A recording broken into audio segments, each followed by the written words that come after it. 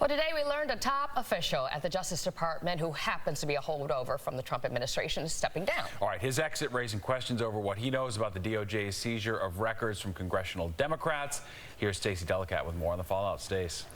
Yeah, Steve and Lori, while some say that Trump DOJ official had long planned to step down, the announcement definitely does raise questions at a time when controversy continues to grow over revelations that the Department of Justice secretly obtained email and phone records of lawmakers and journalists while investigating leaks during the Trump presidency. Attorney General Merrick Garland is tightening Justice Department rules on seizing phone and email records from members of Congress and their staff.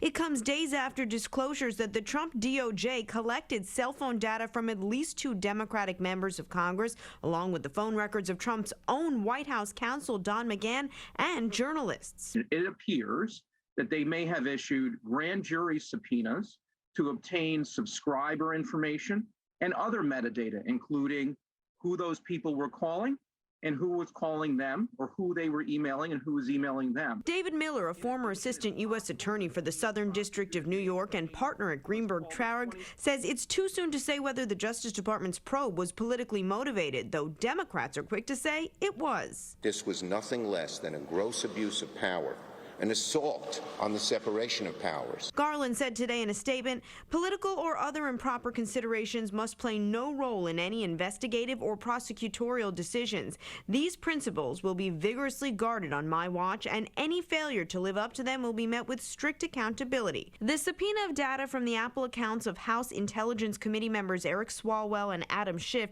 and journalists from several outlets were issued in 2018 under Attorney General Jeff Sessions' watch. Today, John Demers, who oversaw national security in the Trump DOJ, one of the few Trump holdouts in the department, announced he's resigning. All of this as the Inspector General's investigation into the data sweep gets underway. We can't rush to judgment yet until we know the full details and what was behind the subpoenas. And it's actually up to Merrick Garland, the new Attorney General, to decide whether he wants to make the findings of this public. Attorney General Garland also met with leaders of the New York Times, the Washington Post, and CNN today. Those are the outlets where journalists were targeted by the DOJ data sweep. President Biden and Garland have said the tactic of digging into reporters' records when investigating leaks will no longer be permitted. Stephen, Lori? Very well, thanks, Stace. Well, a push to extend services.